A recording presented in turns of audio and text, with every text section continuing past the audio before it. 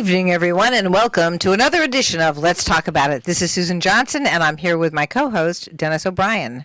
And Dennis, we have a great show, don't we? We certainly do. We always have a great show. We have a very interesting show tonight. We kind of previewed it last week. We had 4 people. How many people we have on last week? We had people on last week. We had people on last week talking about the big dual rallies today over at the Gilson Square at the corner of, near the Frog Bridge, at the corner of Main and Jackson. Mm-hmm. And the rallies are for voting and also for to try to get back the hospital birth clinic. And right. They're going to go from 5 to 6:30, and we want people to go there and be there. It's okay if you stop listening to the show. My voice is going already. Then I'll pitch in, and I'll say, yes, get down to the corner and listen to the show. Bring your radio with you, and we'll have a good chat about what's going on at Windham Hospital, and also about voting and getting the vote out for the municipal elections, because we really must get the vote out and make sure that we get people who are going to be working on all kinds of projects that we have here in town to expand the development in town, to expand the tax base in town, and also to get people who support Windham Hospital and getting that maternity ward back and operating here in town. And I just want to say this has been a problem that's been going on for some time.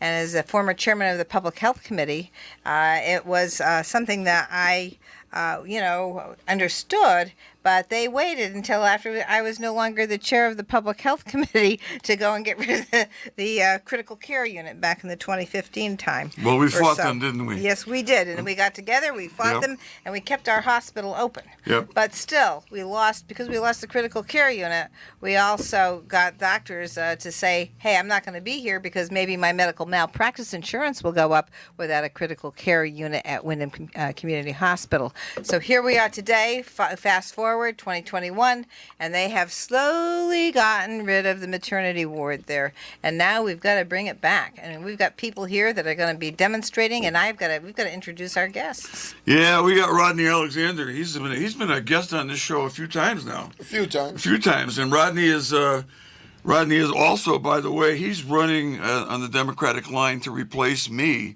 Dennis O'Brien, on the town council. You're running in my spot. Yes, sir. Fantastic, and I'm so happy. It's an honor. It's an honor to have you. It makes me feel a lot more comfortable leaving the council. I know the council is going to be in great hands with a lot of the incumbents and you and a lot of the other candidates. We've got some great candidates on all the parties, especially the Democratic Party.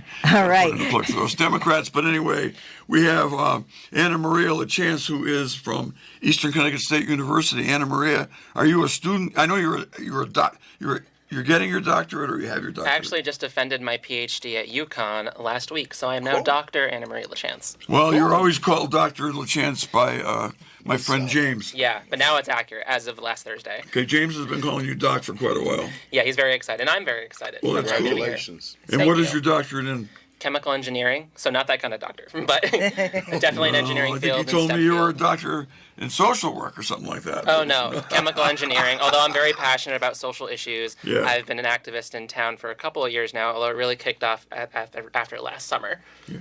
Cool. Very good. Cool. Chemical engineering is a wonderful field to be in, and it's very, very necessary. And as we move forward with all kinds of science and technology here in the state of Connecticut, I'm thrilled to hear that you're in that particular field. So that's a great thing, and congratulations on your good work. Yeah, thank you. I very much specialize in engineering education and trying to bring things like activism into the classroom, in STEM classrooms, talking about things like environmental justice and reproductive justice issues, which all comes back to the maternity ward issue, of course.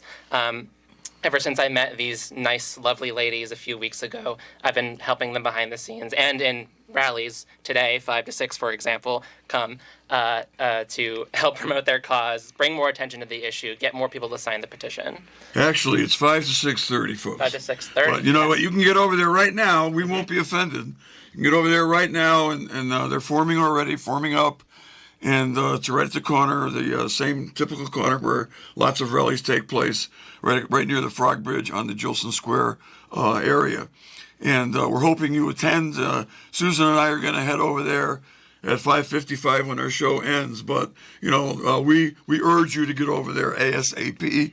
some really important issues. Anna Marie, why don't you tell us a little bit about the issue regarding voting? Regarding voting? Yeah. We are also there rallying every week for getting out the vote, particularly Boricua Vota, LGBTQ voters matter, and Black voters matter. We definitely want to increase the voting participation of marginalized and minority populations in this town, just to bring voting equity to the forefront and get people registered to vote. See, I've got my Boricua Vota T-shirt on that I got.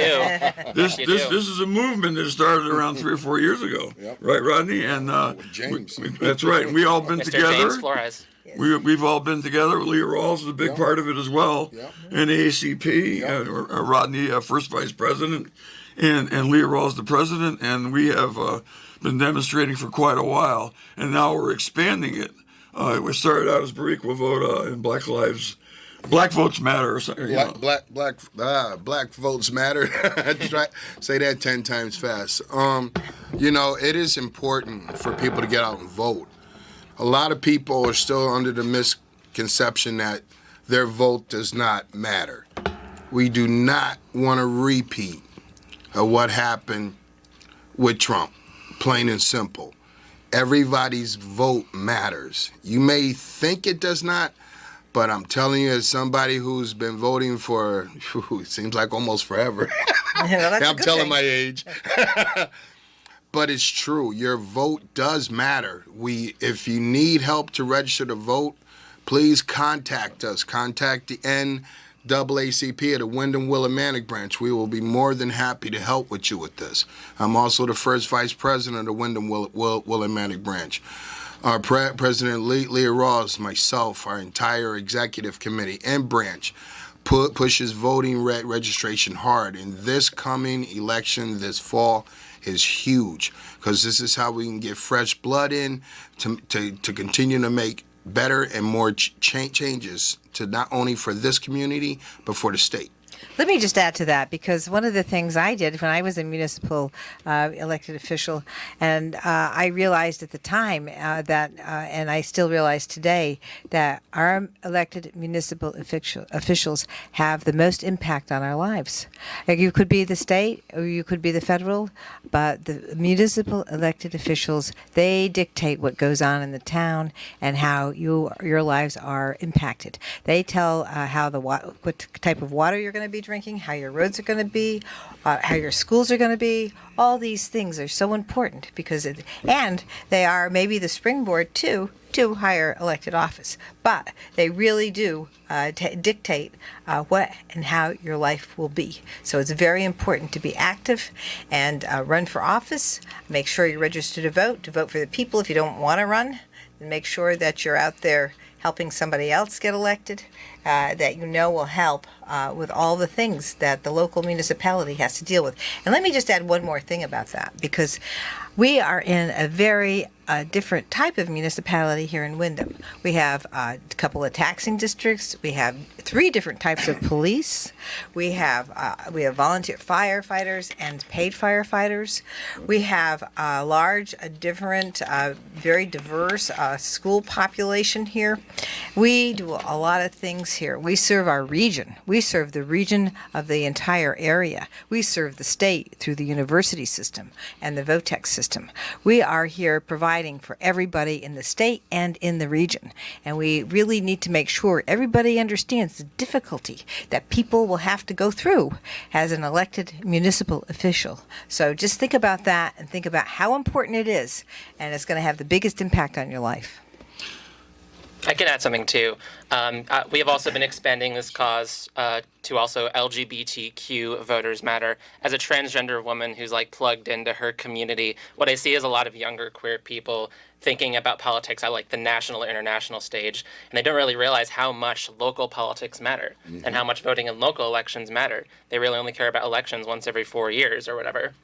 But off years are so important. Yes, they are. Anna Marie, you're really right. As a veteran of many campaigns going back 40 years now, former chair of the Wyndham Democratic Town Committee, who chaired the town committee, was really, really important back then. It's important now, but I'll tell you the truth, we used to get much bigger turnouts back then.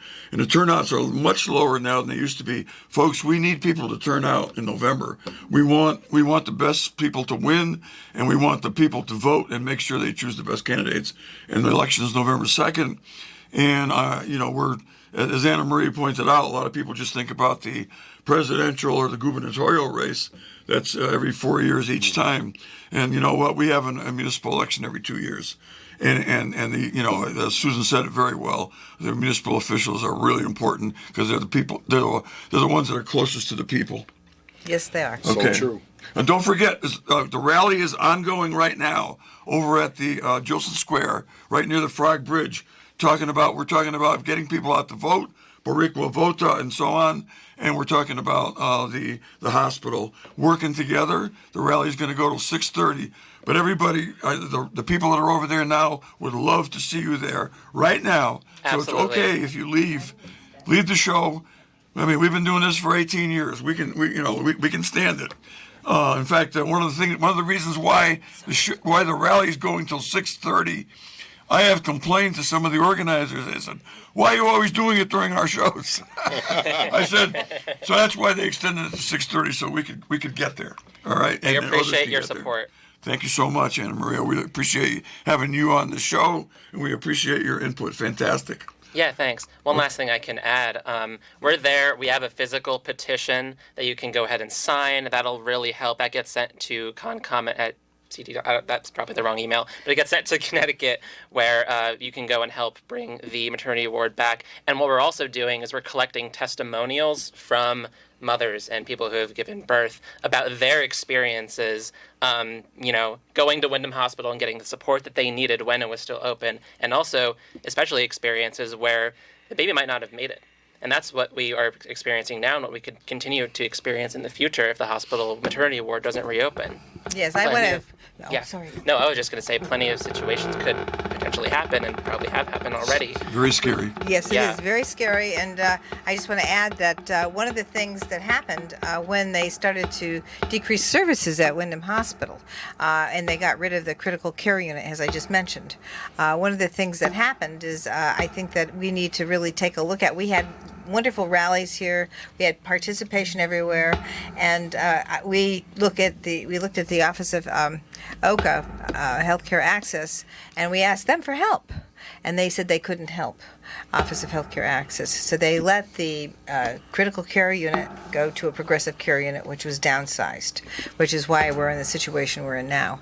But what happened is I proposed legislation to change the law with respect to the critical care unit and have something called the Office of Healthcare Strategy. And now they're supposed to make sure that equal access to health care all throughout the state is provided. So what we have here in Windham is we have a real problem with transportation because we are blocked. We don't have any highways. Every single other hospital in this state is right off of a highway, but we are not anywhere near a highway. So if you're pregnant and you're having a baby, then what's going to happen is you're going to try and get to either Hartford Health or Manchester or Norwich, and you're not going to be able to maybe get there if there's an accident while you're on your way. Then you're going to be having that baby in the car or in the ambulance. And if there's a storm, there could be a problem with a log falling into the middle of the road. And it's actually happened to one of our people who were the helicopter riders for the emergency medical over at Hartford Health. A person was actually killed on Route 6 with a tree falling on him. So we have a number of transportation problems here.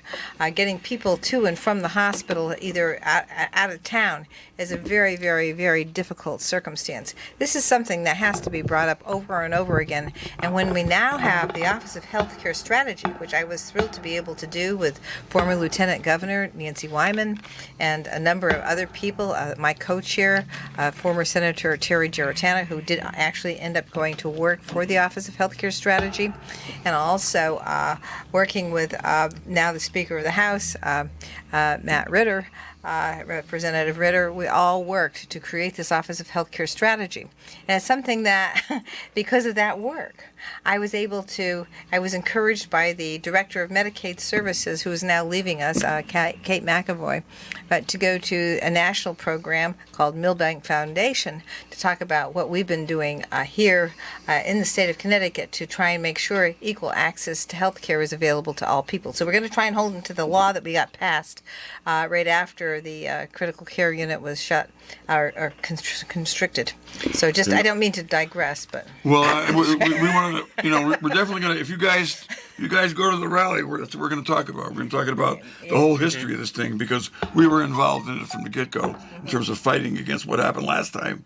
And we were unable to win that battle, except that I was convinced that they were going to try to close the hospital at some point. And our legislators rallied, doctors rallied. We had huge crowds, and we did limit it to the critical care unit. But you know what? The Healthcare Access Office told us we didn't have a right to a hearing. And in this situation, we will have a right to a hearing. And that's what we've got to get ready for. We've got to go down there and show them that this is not right. It just is not right. This is not equal access. Period. I've been a member of Wyndham, should I say, Willimantic now, I don't know, about 22 plus years. Wyndham Hospital has always been a keystone here in this town. And it's a shame that that Hartford Healthcare refuses to put the money in to make this hospital one of the top ones. They'll diversify their funds, say out to Bacchus. A lady has to drive either 30 or 26 miles minimum in labor when there's a hospital here 6 minutes in any direction from Willimantic. This is ludicrous. Their idea of a contingency plan is to provide transportation. Route 6 is called Suicide 6 for a reason. I didn't make the name up. Route 32 is just as bad. And what are we supposed to do when winter hits? We all know how the roads get on Route 6 and Route 32. Now imagine that was your daughter who had to be transported and there's an accident. Just think about that for a minute. And God forbid the trauma that the mother is going to sustain while being transported in that ambulance in labor. Just think about it. This is insanity at its finest. This is nothing about Willimantic. This is about saving costs. And to be honest, this is one of the most systemic ways there is to begin to kill a city. Thank you. One thing that's different about last time when they did the critical care unit, they had the support of the local people in the hospital. Not the nurses and doctors for sure, but the guy that ran the hospital, he was not a healthcare person. He was a business person. He was a newspaper guy. He was a newspaper guy, and he was running the hospital, and they had the nerve to submit an affidavit from him to the state, making all kinds of health opinions. And I wrote as a experienced litigator, I said, this guy would not be accepted. His testimony would not be accepted in the court. He's not an expert. He has no expertise at all. He has no more expertise than I do as a lawyer. And, the good part now is we know Donna Hanley. She's been running Wyndham and Bacchus for a while now. She is terrific. She's a nurse who came up through the ranks. She's not responsible for this. This is coming from Hartford, from Jeffrey Flax, who's the guy you see on TV all the time. And I'm glad he's fighting COVID. That's wonderful. But you know what? He's not helping us here at all. We need to fight back, and we need to get our case before the state administrators that Susan set up that process for. Yes. So that's what we're going to do. Anyway, reminder again, folks, big rally going on. You can make it bigger over at Jillson Square right now. I mean, it isn't over till 6:30, but you know what? We're not going to get there because of the show until almost 6. We're going to miss a lot. We don't want you to miss it. Get out there and go to Gilson Square. It's a beautiful day. Lots of great people over there. Lots of people who really know these issues about voting rights and about the hospital. So go there and join them. And we'll be there later.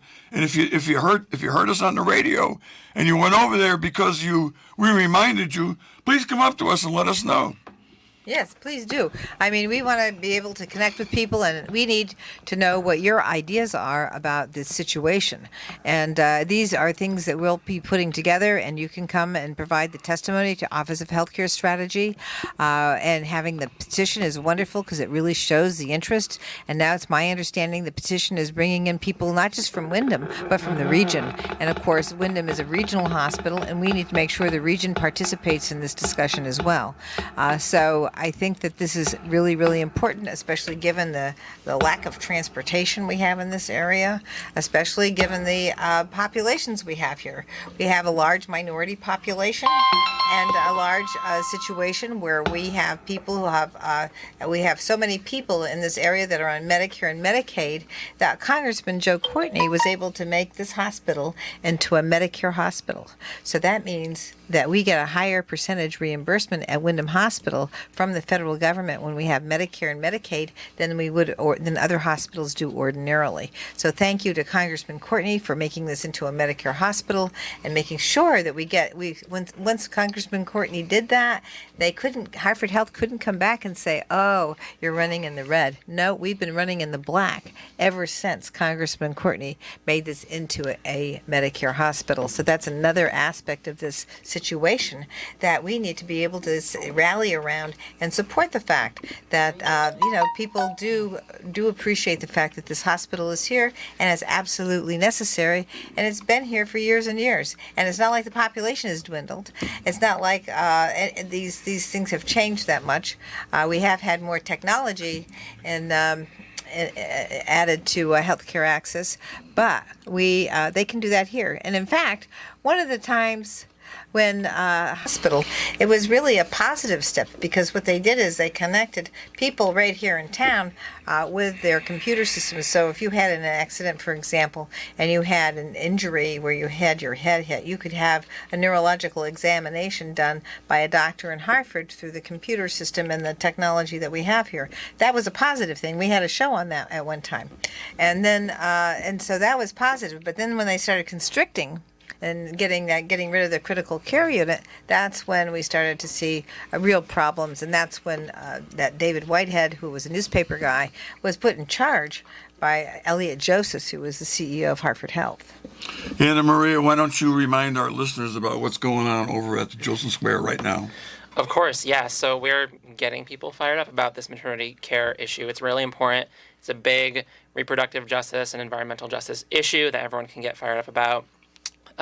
We'll be there 5 to 6:30 p.m. at Gilson Square, the corner of Main Street in Jackson. We'll have a petition out there, and we'll also be collecting testimonies from people, from mothers who have given birth or had positive or negative experiences with the presence or lack, respectively, of the hospital. And we're also there promoting voting access. Boricua Vota, LGBTQ voters matter, and Black voters matter. We're trying to get as many people registered to vote as possible. And that is going to continue to go on. This is a sort of, I was told this was sort of like a kickoff rally, although as you said, Anna Maria, this has been going on for several weeks, but this is a big one. This is where, we're trying to get as much awareness of the issue about voting on November 2nd. This, from what I understand, this is a nonpartisan rally. Mm-hmm. I was told there's no political, and I'm about as partisan a guy as you're ever going to meet. But this is a nonpartisan rally, so everybody's welcome. Everybody's always welcome. And right, Rodney? Yes, sir. And we are going to all be there. And we're the goal, and with regards to voting, is we want everybody to vote. Everyone. Right. Yes, all of this, everything we've talked about here is, it's okay. Everything we've talked about here is local politics. It's important to not just care about the election once every 4 years. Everything is going on in your town, your local municipality, whatever you want to call it, that impacts everything from the hospital, the water you drink, the roads you drive on, just as Susan said. So we're trying to get, especially young people, fired up. Local elections are important because this is where your education and all of your major decisions are made for the Board of Education, etc. We need your votes. We want everybody to register to vote. Please, I can't emphasize this enough. It's imperative to vote. Thank you. Absolutely. I want to just say that it's very excellent that, we have people, and starting this early gets people excited about getting ready to vote in November. So this is something that's really very, very good to do, and it gets people, young people. You mentioned, Anna Maria mentioned the young people. We want to get the young people all registered to vote, because that way they will be ready to go when it's time. And their understanding will be, hey, if you're going to turn 18 by the time November 2nd rolls around, then you can register beforehand. You don't have to wait till, say your birthday's the 1st. So, Yeah, if you don't think local politics makes a difference, just think about this. In the 5 years I've been on the town council, we've developed a Shaboo stage. We're developing a new community center for children and for seniors. We bring children and seniors together in one place so they'll get to know each other better. Try to talk about being more diverse but more together. We're rebuilding, we're rehabbing the Windham High School, with most of the support coming thanks to Susan Johnson from the state of Connecticut. Okay, it's a $112 million project, and the state is paying 95%. We get that because we're a community that has lots of poverty. But the limit was 80%, 78%. And Susan and May Flexer were able to convince the legislature and the governor to give us 95% of the $112 million. That is awesome. Fantastic. That's awesome. We on the council, all the incumbents, Dagmar and Rose and Nick Tallis and James Flores was himself on the council for a while during that period, a short while, but at the beginning of it. And all of them, they all contributed to that. And it's happening here. We're doing construction here that is attracting people from all over the region to show that we are a going concern. And I left out the parking garage on Main Street that is going to bring more private investment into the downtown area. And that's better for everybody. With a poverty rate in excess of 25%, we cannot stand still. We have to be activists, council people. And right here sitting next to me is a guy who I know is going to be an activist in so many ways and carry on for me, Dennis O'Brien, as I ride off into the sunset. Well, let me just say this about Dennis O'Brien and some of his time on the council, because Dennis O'Brien really made it possible for us to, first of all, he went right to town and he got that application in to do renovate the high school as new. I did. And then from there we had all these things that we had to deal with, and then finally I was able to say, hey, at the last minute, I want the 95% reimbursement. Senator Flexer and I went to our co-chairs in education, because we're both on the education committee, and they went to bat for us, and they got the 95% reimbursement. But not only that, Dennis O'Brien was a key figure in trying to deal with the problems that we have been wrestling with for years at the Capitol. Payment in lieu of taxes. When you have all the state property that we have in this town, university, we have the hospital, we have public housing, all of these things in the airport, we have all of these things that don't get full tax rate. So what happens is the state says, okay, we'll give you a little bit of money. Well, guess what? Towns like ours that are so small but have so much in the way of public property they get cut back, just like the towns that have very little public property and don't rely on it to the same extent that we do in terms of our huge amount of payment in lieu of taxes type property. So what Dennis did is he started, first of all, the whole council said, hey, we're tired of not getting the money we're supposed to get, whether it's education cost sharing or whether it's payment in lieu of taxes. And the Connecticut Conference for Municipalities, who's supposed to be lobbying for all the municipalities, they weren't doing it. So you know what they did? The council did a good thing, and Councilwoman Charlie Dawn Niles Critch led the way, along with me and Dawn Niles. Yeah, they said bye-bye CCM, quit. bye-bye we're not going to give you $14,000 a year. And to we were lobby the for only us." one that they didn't have of the 169,000. So then they came. So then they came right up here. What do they you came want? to me too, and they said, "Hey, What do you want? how come you got rid of us?" I said, "Because you're not doing anything for us. You're helping everybody else, but you're not helping towns like you ours." don't need to help these small So then, towns. in addition to that, then Dennis said, "Well, you do something for towns like ours, like towns that are urban type centers, and we'll think about coming back." So then I started proposing legislation. They started coming and giving testimony to the legislation that I was proposing, and then also they said that they would do this work. So what happened is Senator Marty Looney, who also wanted to do something New about Haven. this in New Haven, Good guy. he's from New Haven and Hamden, he said, well, he proposed legislation this last cycle to do a 3-tiered program in terms of payment in lieu of taxes reimbursement. So towns like ours are in the first tier, and we get the highest percentage. The second tier gets a little this is lower all percentage, and the third tier gets even less percentage. But when the cutbacks occur, we will be more left alone than the other two because we have so much to deal with. So he proposed a great system, but it took Dennis when Councilman O'Brien went ahead and he went to see the mayors and all the major I formed cities. a group of all the big city mayors. And they got me. together, and you can't do these things alone. It takes a group to get the stuff done. Nothing ever gets done with one person trying to do it.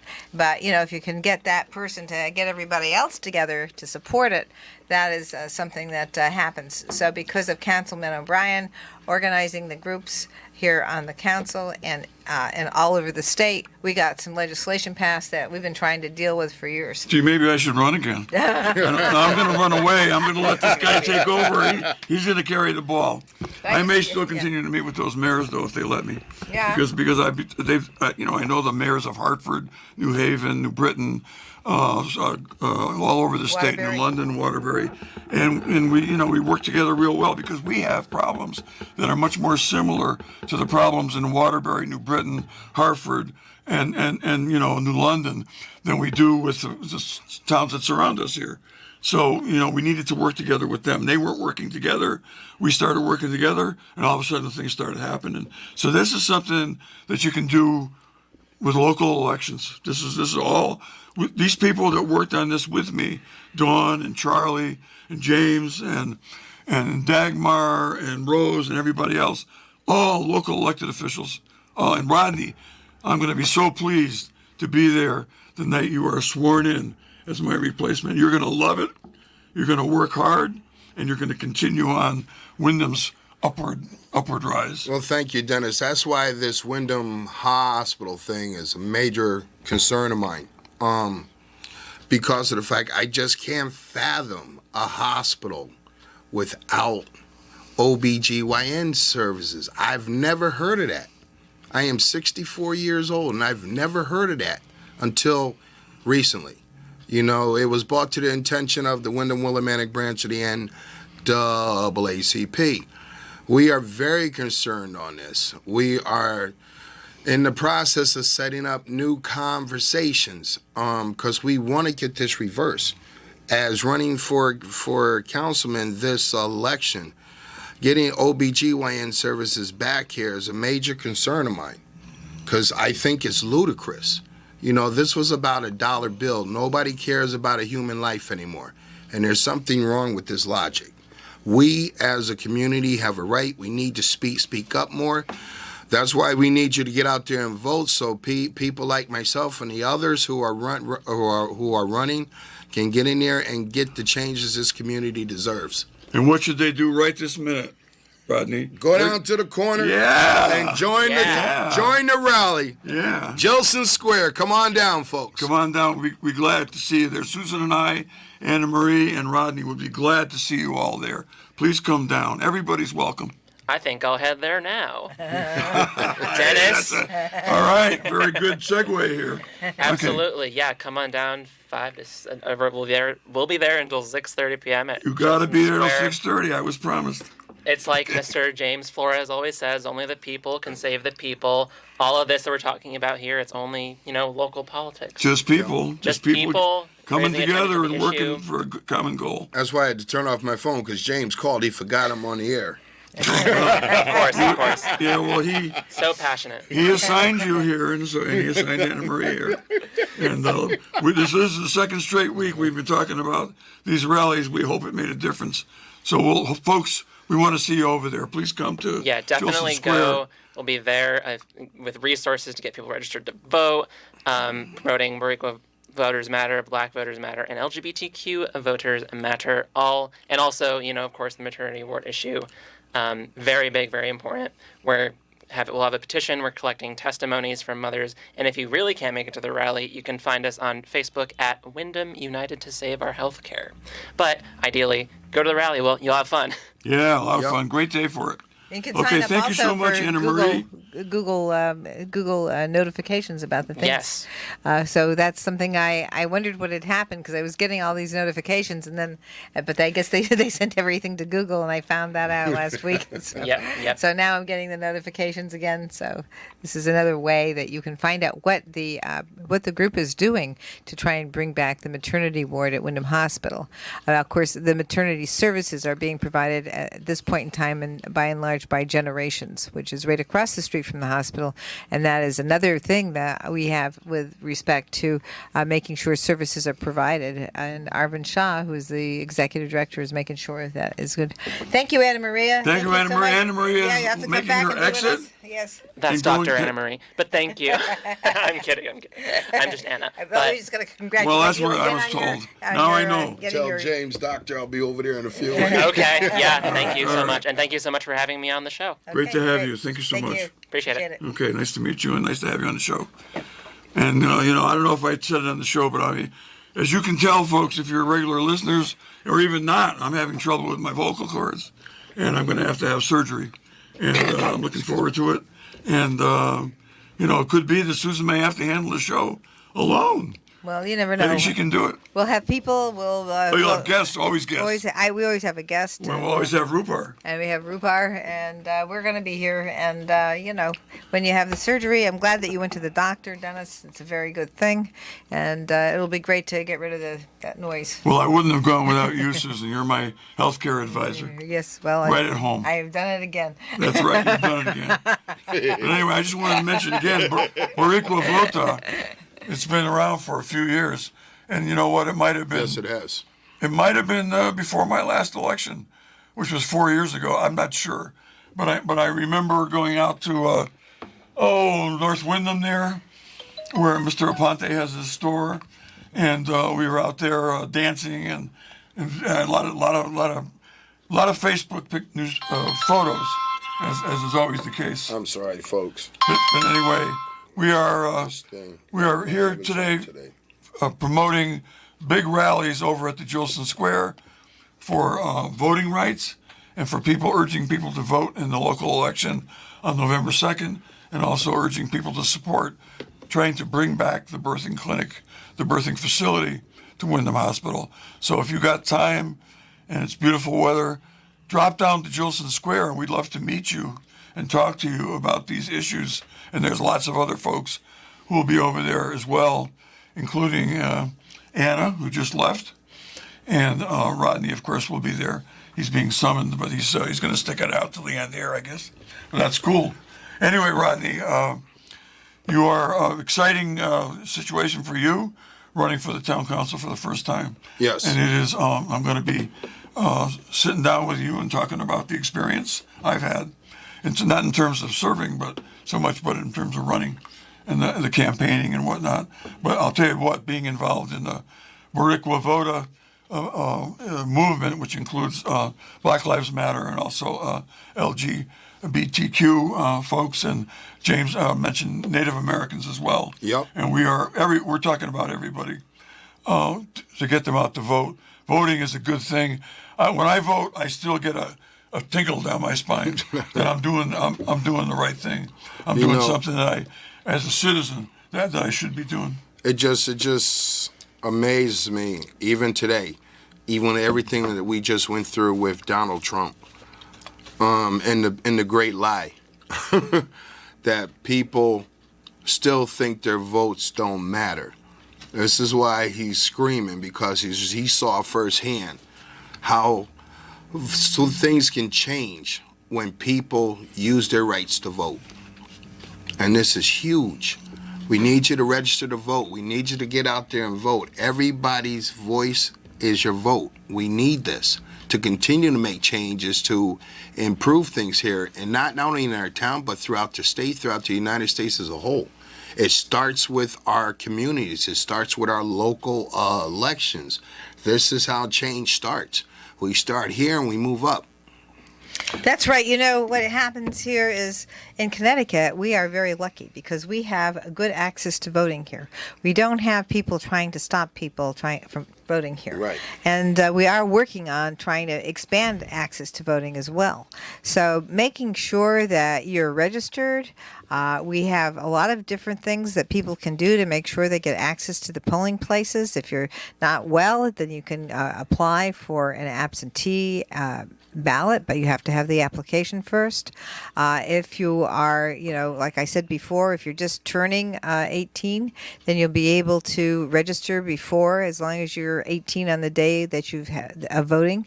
There are a number of different things that we do here in Connecticut that we are very, very glad. Nobody's trying to stop people from voting. We're trying to get people to vote. But if you don't think your vote's important, just take a look at some of the places like Texas and Georgia, trying to stop people from voting. And look at what they're doing in Georgia or these other places that in the South where they make you stand in line 9 or 10 hours to vote. We don't do that here. You may stand in line a while, but you're not going to stand in line 9 or 10 hours. And nobody's going to arrest you for giving somebody a bottle of water. Exactly. Or a piece of pizza. You know, you can get a snack. People can bring snacks to you. People can bring water to you. You can, you know, there are a number of things, a lot of things that we have here that they're trying to stop in other parts of the country because more and more people are realizing that their votes do count. Now, we've had some pretty darn close elections here. I remember back when Congressman Gadenson ran one time, he won by 27 votes. But initially, he only won by 2 votes. That was his first count. And then it kept going through the court system, and they kept counting it over and over again. And the more they counted, the more votes he got. So it ended up he won by 27 votes. But, you know, it was something that, you know, if you don't think that your vote counts when it's that close, and this is in a congressional district that's about 250,000 people, then that is, you know, that is quite something. You have to realize just how close everything can be. Well, in 1995, when we worked on the campaign to build a new middle school, and it was a referendum, and I led the campaign along with James Flores, and we won that election by 1964 to 1964 votes. Had to be a recount, but we prevailed. So if 5 or 6 people didn't vote, we wouldn't have had that new school. They'd still be at Kramer. And then, too, what I want to add, too, as a black man, as a person of color, I want every person of color to realize you're not a minority anymore. We need your votes so we can continue to make changes that we want to see done. We want true equity throughout not only Connecticut, throughout the United States as a whole, and we will get this by getting more involved with elections and politics ourselves. We have to take the reign here to run for these offices, to continue to help to make change, to make not only Willimantic better, but Connecticut and the United States as a whole. That's right. You know, the more voices we have and the more participation we have, the better off we're all going to be because we're all going to be working there together to make sure that access to voting, the access to resources, that, you know, that our systems will be treating everybody fairly. And that's what we need to do. We need to understand how the systems work and that people get treated fairly. And one quick thing I want to say, real quick, just off the record, the NAACP is hosting a Unity in the Community event August 22nd at Jilson Square from 1 p.m. to 8 p.m. Please come on down. What day is that? It's a Sunday. It had to be a weekend. Okay. Okay, thank you so much. Rodney Alexander, Susan Johnson, Matt Rupart, Dennis O'Brien, Anna LaChance. We're all heading over to Jilson Square. Hope to see you there. Thanks for listening.